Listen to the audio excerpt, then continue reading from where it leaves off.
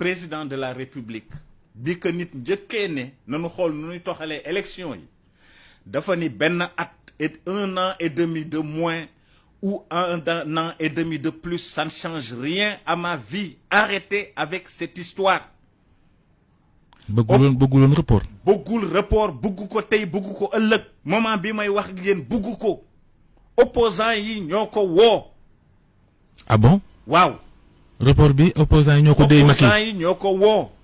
ah. ne ko report tel am na ci ñu ne ko dinañu manifester benn wala ñaari fan. ah waaye bon xam ne am na ci ñoo xam ne ci man la ñu jaar Babacar. ci man la ñu jaar. li ngay wax ni mbir la de. ci man la ñu jaar. ne ma dis-lui d'arrêter tout ça. dis-lui d'arrêter tout ça. après ñu dem ci mbedd mi di pëndal. ñu dem ci mais am na ci ñoo xam ne c'était public. ñoo ni Macky na arrêté lii na toxal élection yi public après ñu génnaat ci weddi ko ne sénégalais yi nañ génn toj.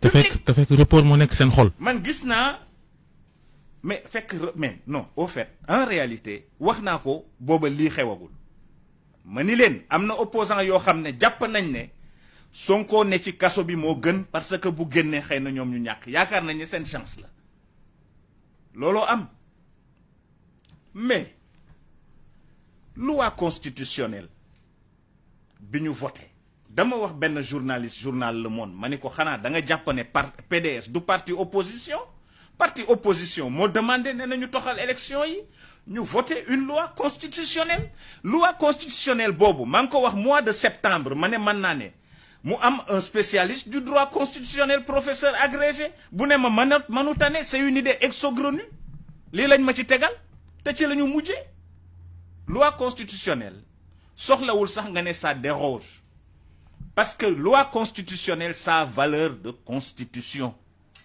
Assemblée nationale à la majorité qualifiée moo ko voté président de la République du fi toog Macky Sall naka la nit xel mën a xalaatee ne Macky Sall septembre dafay bëgg a dissoudre assemblée yow nga am majorité assemblée beneen minorité ñëw fekk la ci yokk sa majorité looy dissoudre assemblée Macky Sall dafay dem Macky Sall moomul réew mi nag. mais ñan ñoo bëggoon report bi il va partir mais xam ngeen ko. ñan la yan leader ci opposition bi. mais vous les connaissez.